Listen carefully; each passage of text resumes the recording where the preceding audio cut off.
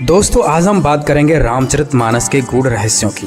ये तो सभी जानते हैं कि त्रिलोकीनाथ भगवान विष्णु जी ही दशरथ पुत्र श्री राम जी के रूप में आए थे, इसलिए लोग श्री राम को भी भगवान मानते हैं। लेकिन असली राम आदि राम कोई और है। उसके लिए कबीर साहब जी ने कहा है कि एक राम दशरथ का बेटा, एक राम घटघट में बैठा, एक राम ने जगत पसारा और एक राम है जग से न्यारा। दोस्तों हम सभी राम कृष्ण को विष्णु भगवान का अवतार मानते हैं और ये सही भी है, लेकिन हमारे शास्त्रों में ब्रह्मा विष्णु महेश की भक्ति करने के लिए मना किया गया है, क्योंकि ब्रह्मा विष्णु महेश पूर्ण परमात्मा नहीं है, अर्थात राम कृष्ण भी पूर्ण परमात्मा नहीं है।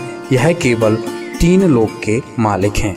आपने सुना भी होगा कि इनको त्रिलोकीनाथ और त्रिभुवन पति भी कहते हैं। आपको बता दें कि इस सृष्टि में अनंत कोटि ब्रह्मांड हैं और एक ब्रह्मांड में 14 लोक होते हैं। इन 14 लोकों में से ब्रह्मा विष्णु महेश केवल 3 लोक के मालिक हैं, पृथ्वी लोक, पाताल लोक और स्वर्ग लोक। इसलिए इन्हें त्रिलोकीनाथ भी कहते हैं। इसलिए ब्रह्मा विष्णु महेश से भी बड़ा कोई भगवान है, जिसका विवरण हमारे चारों वेद व श्रीमद् भगवद गीता में है। अब आपको दिखाते हैं रामचरितमानस में ही कि ब्रह्मा विष्णु अर्थात राम जी व शंकर जी से भी बड़ा कोई भगवान है। तो आइए देखते हैं। बालकांड में एक प्रकरण आता है। मनु और शत्रुपा परमात्मा को पाने के लिए तपस्या करने लगते हैं। मनु और शत्रुपा किसकी भक्ति करते थे, किसके लिए तपस्या कर रहे थे, देखिए रामचरित की इन चौपाइयों में। बालकांड दोहा नंबर 143 चौपाई नंबर 3, जिसमें लिखा है, नेति नेति जह वेद निरूपा, निजानंद निरुपाधि अनुपा, शंभु विरंच विष्णु भगवाना, उपजहि जासु अंश ते नाना। इसमें स्पष्ट लिखा है कि जिसकी महिमा वेद भी नहीं गा पा रहे हैं, जो ना इति कहकर मना कर देते हैं, जो आनंद रूप है, उपाधि रहित है, जिसके अंश से ब्रह्मा विष्णु महेश की उत्पत्ति होती है। शंभु विरंच विष्णु भगवाना, शंभु मतलब शंकर जी, विरंच मतलब ब्रह्मा जी और विष्णु जी की उत्पत्ति हुई। तो वो फिर कौन है जिससे इन तीनों देवों की उत्पत्ति हुई? देखिए बालकांड का दोहा नंबर 143 की चौपाई नंबर 1, जिसमें लिखा हुआ है, करहि आहार साक फलकंदा, सुमरहि ब्रह्म सच्चिदानंदा। इससे स्पष्ट हो गया कि ब्रह्मा विष्णु महेश की उत्पत्ति ब्रह्म से हुई है, क्योंकि मनु और शत्रुपा ब्रह्म की साधना कर रहे थे और ये ब्रह्म 21 ब्रह्मांड का मालिक है। अगली चौपाई में भी देखिए, बालकांड के दोहा नंबर 145 की पहली चौपाई में ब्रह्म की महिमा बताते हुए मनु जी कह रहे हैं, सुन सेवक सुर तरु सुर धैनु, विधि हरि हर बंदित पद रेणु। सुनिए, आप सेवकों के लिए कल्पवृक्ष कामधेनु हैं। आपकी चरणों की वंदना ब्रह्मा विष्णु महेश भी करते हैं। इसमें स्पष्ट लिखा है, विधि हरि हर बंदित पद रेणु। विधि मतलब ब्रह्मा, हरि मतलब विष्णु, हर मतलब शंकर जी, वो भी इस ब्रह्म की वंदना करते हैं। इससे स्पष्ट हो गया कि ब्रह्मा विष्णु पूर्ण भगवान नहीं है, इससे बड़ा ब्रह्म है। आगे की चौपाई में देखिए, जिससे और भी स्पष्ट हो जाएगा। बालकांड दोहा नंबर 149 की चौपाई नंबर 6, इसमें स्पष्ट लिखा है कि तुम ब्रह्मादि जनक जग स्वामी, ब्रह्म सकल और अंतर्यामी। अर्थात तुम ब्रह्मा आदि मतलब ब्रह्मा विष्णु महेश, तुम ब्रह्मा आदि के जनक हो, सबके हृदय में रहने वाले ब्रह्म हो। स्पष्ट हो गया यहाँ पर। और संत रामपाल जी महाराज जी ने अपने सत्संगों में बताते हैं कि ब्रह्मा विष्णु महेश के पिता ब्रह्म हैं, जिसे काल भगवान ज्योति निरंजन कहते हैं, तथा इनकी माता दुर्गा जी हैं। रामचरितमानस में भी देखिए कि ब्रह्मा विष्णु महेश की माता दुर्गा जी हैं। बालकांड दोहा नंबर 147 की पहली चौपाई, इसमें लिखा हुआ है, बाम भाग्य शोभित अनुकूला, आदि शक्ति छब निर्जग मूला। सभी जानते हैं कि दुर्गा को आदि शक्ति कहते हैं। जो ब्रह्म के बाईं तरफ दुर्गा जी आदि शक्ति सुशोभित हो रही हैं। चौपाई में लिखा हुआ है, बाम भाग्य शोभित अनुकूला, आदि शक्ति छब निर्जग मूला। अर्थात ब्रह्म के बाईं तरफ दुर्गा जी आदि शक्ति सुशोभित हो रही हैं। अगली चौपाई में स्पष्ट लिखा है कि जासु अंश उपजहि गुण खानी। अर्थात दुर्गा जी के अंश से उपजी गुणों की खान उपजी। क्या? जासु अंश उपजे गुण खानी, अगणित लक्ष्य उमा ब्रह्मानी। अर्थात इस चौपाई में स्पष्ट लिखा है कि दुर्गा जी से ब्रह्मा विष्णु महेश की पत्नियों की उत्पत्ति हुई, लक्ष्मी, उमा और ब्रह्माणी की। इससे स्पष्ट हो गया कि ब्रह्मा विष्णु महेश के माता पिता ब्रह्म और दुर्गा जी हैं। और इससे स्पष्ट हो गया कि दुर्गा जी से ही लक्ष्मी, उमा और ब्रह्माणी की उत्पत्ति हुई। दोस्तों, आज की वीडियो में हमने रामचरितमानस में प्रमाण दिखाया कि ब्रह्मा विष्णु महेश भगवान नहीं है, इनसे बड़ा भगवान ब्रह्म है। और गीता जी में ब्रह्म भी कह रहा है कि हम पूर्ण नहीं हैं, वो परम अक्षर ब्रह्म है जिसे सच्चित आनंद कहते हैं। वो पूर्ण परमात्मा कौन है जिसकी हमें भक्ति करनी चाहिए? आइए देखते हैं। ऋग्वेद मंडल नंबर 9 और सूक्त नंबर 82, सूक्त नंबर 82 का अब हम नीचे आते हैं। मंत्र नंबर 1, सर्वोत्पादक प्रभु यानी सबकी उत्पत्ति करने वाला भगवान, प्रकाश रूप, तेजो में रूप वाला, उसका तेजो में शरीर है, सद्गुणों की वृष्टि करने वाला, पापों का नाश करने वाला, पापों को के हरण करने वाला, वह राजा के समान। ये राजा के, ये 269 पृष्ठ पर, ये 270 पर पढ़ाएंगे आपको। के समान दर्शनीय है, देखने जोगा दर्शनीय माने साकार, और वह है पृथ्वी आदि लोकांतरों के चारों ओर शब्दमान हो रहा है। वह वर्णीय पुरुष को जो दृढ़ भक्त है उसको पवित्र करता हुआ उसको प्राप्त होता है, मिलता है। जिस प्रकार विद्युत आकाशीय बिजली स्नेह वाले स्थानों को आधार बना के प्राप्त होता है। अच्छा, यहाँ देखना उसका उद्देश्य क्या है। ऋग्वेद मंडल नंबर 9 सूक्त नंबर 82 पर आ गई। हम पहला मंत्र पढ़ दिया, दूसरा और पढ़ाते हैं। हे परमात्मन, उपदेश करने की इच्छा से यानी ज्ञान देना आते हो, तत्व ज्ञान की इच्छा से आप महापुरुषों को प्राप्त होते हो, और आप अत्यंत गतिशील पदार्थ के समान यानी बहुत तेज चलने वाले पदार्थ के समान हमारे आध्यात्मिक यज्ञ को प्राप्त होते हैं। आप कबीर देव हैं, आप कबीर देव हैं। जैसे ये देखिएगा 9 के 20 में कबीर देव लिखा स्पष्ट। ये देखिए ऋग्वेद मंडल नंबर 9 और सूक्त 20 का मंत्र 1, यहाँ स्पष्ट लिखा कबीर देव है, कबीर देव है। कबीर देव जैसे यजुर्वेद ऐसे ही कबीर देव है। कवि र ऊपर है, देव, कबीर परमेश्वर। वह कबीर, ये लिखना था, वह कबीर परमेश्वर है, वह कबीर परमेश्वर है। इतना इसका कवि का अर्थ मेधावी लिख दिया। कवि का अर्थ कहते कवि लिख दो, काव्यकार। मेधावी और सर्वज्ञ लिखने का अर्थ इसका अनर्थ कर रहे हैं। ये यहाँ लिखना था वो कबीर देव है कौन?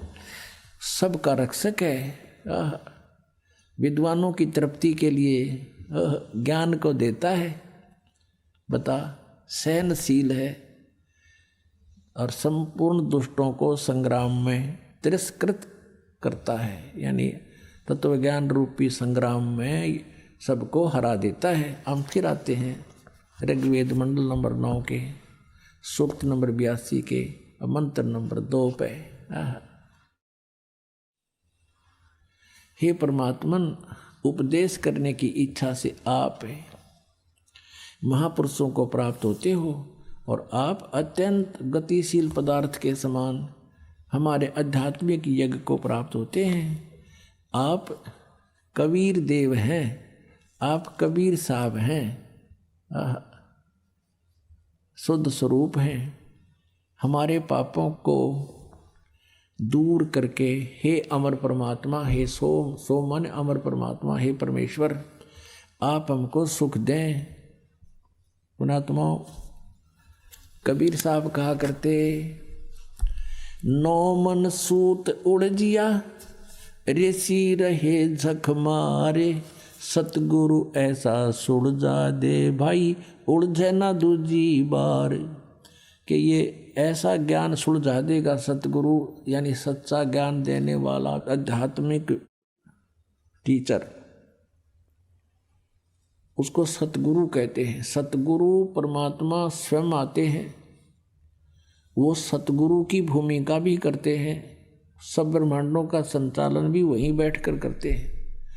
और उन्होंने अपने अमृतवाणी सच्चिदानंद घन ब्रह्म की वाणी लिपिबद्ध करवा कर चले गए।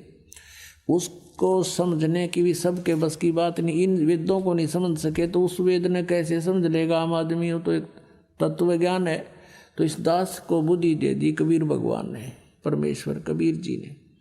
और इस दास को एक सच्चे ज्ञान देने वाला गुरु बना दिया, सतगुरु। वैसे तो सतगुरु वही है, पर अपनी कृपा से इस दास को कहते हैं गुरु मेर करे तो काग ते हंस बना दे। हम तक काग थे और कौवे से हंस उन्होंने ही बनाए हैं सतगुरु ने। अब वो परमात्मा, उसका नाम और क्लियर किया है। अब देखना इसी ऋग्वेद का, ऋग्वेद जो आर्य प्रतिनिधि सभा के द्वारा ही प्रकाशित है, उसी को हम पढ़ रहे हैं। ये यहाँ से प्रकाशित है, ये आपको पहले भी दिखाया था। बार बार ये दिखाना अनिवार्य है कि देखो भ्रमित ना कर दिया आपने कि वो अपने घर की बना रहा होगा। ऋग्वेद मंडल नंबर 9 सूक्त 96 पा गई बाम 96 पे। पहले 86 82 सूक्त पढ़ा था 9वें मंडल का। अभी 16वें श्लोक में कहा है 96 ऋग्वेद मंडल नंबर 9 सूक्त 96 मंत्र 16 में। गुहम माने गुप्त, रहस्य में, चारु माने श्रेष्ठ, नाम माने नाम। ये तो हम पढ़ सकें आराम से। इन्होंने कुछ अपनी हिंदी भी कर रखी है। चारु माने श्रेष्ठ, गुहम माने सर्वोपरि रहस्य यानी सबसे गुप्त, और नाम माने नाम। इन्होंने तो कुछ भी अड़ंगा डाल दिया, तुम्हारी संज्ञा है। नाम का संज्ञा के मतलब नाम है, जो तुम्हारा नाम है। अब देखना, हे परमात्मन सर्वोपरि रहस्य, यह लिखना था जो गुप्त, गुहम माने गुप्त, चारु माने श्रेष्ठ, ये लिखे रहे हैं। नाम माने नाम लिख लेंगे। ये तो उलझाने की चेष्टा की है। जो तुम्हारी संज्ञा है, जो हे परमात्मा जो आपका रहस्य में गुप्त श्रेष्ठ नाम है, आप उसका ज्ञान कराए। है कोई इसमें उन्होंने कहा कि यजुर्वेद पढ़ना है। इब्ता हमने अक्सर आगे इनका यजुर्वेद भी पढ़ लिया। यजुर्वेद को कहा कर दे यजुर्वेद। अब वो हमारे लिए तो उंगलियां पाओगे। ये ज्ञान हमारे को परमात्मा ने पहले दे रखा है। हे परमात्मन सर्वोपरि रहस्य यानी आपका विशेष रहस्य वाला यानी गुप्त, जिसको किसी ने ना बेरा, वो श्रेष्ठ नाम माने नाम, आपका जो नाम है आप उसका ज्ञान कराएं। आप उपासक लोगों से स्तूयमान हैं, स्वाभाविक शक्ति से युक्त हैं, विद्युत के समान ऐश्वर्य के सम्मुख प्राप्त कराइए।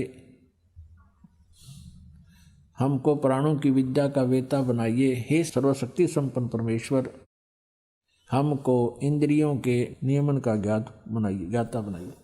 अब यहाँ देखिए, अब 17 में, इसमें 16 में पूछा है आप अपने श्रेष्ठ नाम का हमें ज्ञान कराएं।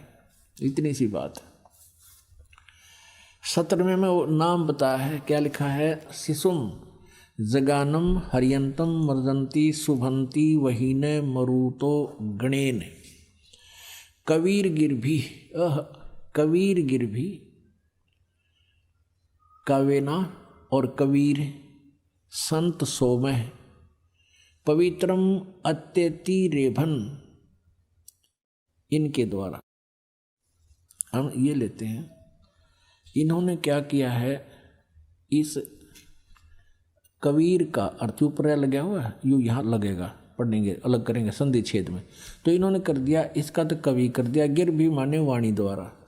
हम इसको न्योका न्यू लिख दें, वो कबीर वाणी द्वारा। गिर भी माने वाणी द्वारा और कबीर माने कबीर, कबीर वाणी द्वारा। अच्छा, रेभन माने ये देखिए, रेभन सन गर्दता हुआ, और काव्यन कविताओं से, कविताओं माने जैसे लोकोक्तियों के माध्यम से, शब्दों के माध्यम से, दोहों के माध्यम से, चौपाइयों के माध्यम से वो परमात्मा अपना ज्ञान सुनाता है। इन्होंने एक और चतुरता कर दी है, यूँ तो कबीर गिर विकारत ये कर दिया कवि लोग वाणी द्वारा, यह लिखना था कबीर वाणी द्वारा। और इस कबीर का अर्थ नहीं करा, इस कबीर का लिखना था वो कबीर देव है, उसका नाम कबीर देव है। ये देखिएगा, आप पूरा देख सकते हैं, पीछे देखना। और पीछे देखो अच्छी तरह।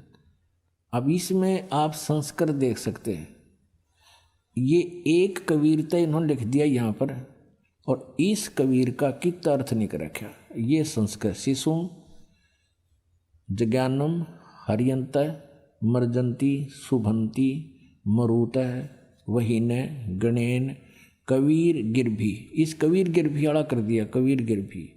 काव्यना, यू काव्यना भी लिख दिया, काव्यना, और सोम भी लिख दिया, और यू संत भी लिख दिया, सोम पवित्रम भी लिख दिया, अतेति भी लिख दिया, रेभन भी लिख दिया। यू कवि छोड़ गए कबीर, क्योंकि ये दोबारा लिखते ही सब क्लियर हो जाता है। यहाँ पर इन्होंने चोर चुराई तोमड़ी गाड्डे पानी में, वह गाड्डे हुआ ऊपर आवा सच्चाई छनी ना। अब इसका क्या अर्थ बनाइए, दास बताओगा। शिशुम जगानम, हे परमात्मा जो शिशु रूप धारण करके अपने जो लीला आप करते हो, तो शिशु जगानम यानी आप जानबूझकर अपनी सूझबूझ से शिशु रूप में प्रकट होते हो। हरियंत माने यानी मानव के रूप में, मानव के बच्चे के रूप में। और आप मर्जंती शुभंती वहीन मरुते गणेन, और कबीर गिरभी कावेना कबीर, अपनी महिमा की वाणी को आप अपनी कबीर वाणी द्वारा, कबीर गिरभी, कबीर ये इन्होंने इस कबीर गिरभी का लिख दिया वाणी द्वारा, हम लिखते कबीर वाणी द्वारा। और कावेन, कावेना, कावेन नहीं, हाँ कावेन, कावेना, कावेना माने कविता से, शब्दावलियों के माध्यम से, दोहों के माध्यम से गरजते हुए ऊंची आवाज में बोलते हो, आवाज लगा लगा कर अपनी महिमा की वाणी सुनाते हो। अब इसका और जिससे मरुता माने विद्वान लोग, गणेन माने समूह, ये होता है गणेन समूह, और वहीन माने उस गतिशील परमात्मा का गुणों के, गण माने होते हैं समूह, गणे आदमी इकट्ठे हो जा, मरुत माने साधक। इसका अर्थ ये है कि वो परमात्मा जब कबीर, यू कबीर देव संत रूप में, वो अमर परमात्मा संत रूप, कबीर साहब, कबीर नाम उसका, संत या ऋषि रूप में जब प्रकट होता है, शिशु रूप धारण करके जब वो बड़ा होता है, तो अपनी महिमा की वाणी कबीर वाणी के द्वारा, कबीर गिरभी, गिरभी माने वाणी द्वारा, और काव्य ना माने कविताओं से, कविताओं के माध्यम से, और ऊंचे स्वर में गरज गरज कर बोलता है। अब परमात्मा क्या कहा करते, चारों युग में संत पुकारे, कूक कहा हम हेल रे, हीरे माणक मोती बरसे, ये जग जुगता डेल रे। अधिक जानकारी के लिए जगत गुरु तत्वदर्शी संत रामपाल जी महाराज द्वारा लिखित पवित्र पुस्तकें ज्ञान गंगा, जीने की राह, गीता तेरा ज्ञान अमृत, अंधश्रद्धा भक्ति, खतराए जान बिल्कुल निशुल्क मंगाएं। अपना नाम, पूरा पता हमें व्हाट्सएप करें।